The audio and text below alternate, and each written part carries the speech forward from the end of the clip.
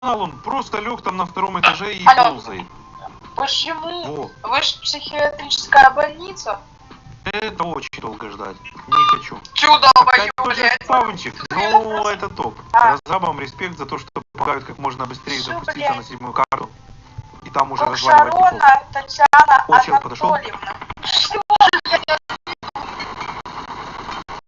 Ой-ой-ой, это плохо, это плохо.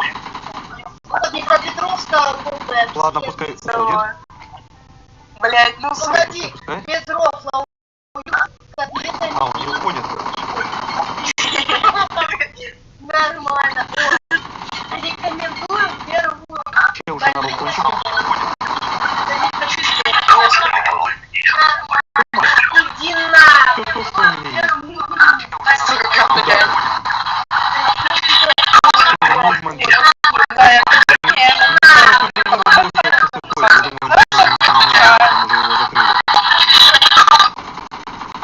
Ну да, видишь, что меня отвечают? А ты помнишь? Ага. Ой, еще один. А он мне говорит, нет. Я ему говорю, почему? Да, надо в меню. Прости. Блять.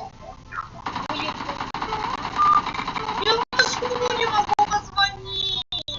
Зачем прыгал? Я не понимаю, зачем тимиться на пустой карте.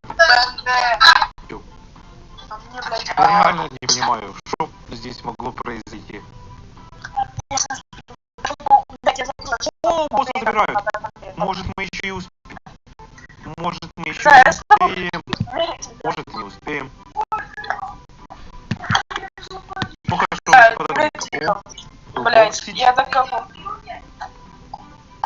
Нет, Блин. президент. Давай. Он закрыл босса уже. Да? Да. Ну, может, лут с него не забрал. Может, он фул шестерка. А что там по процентам, Ага, блять? классно.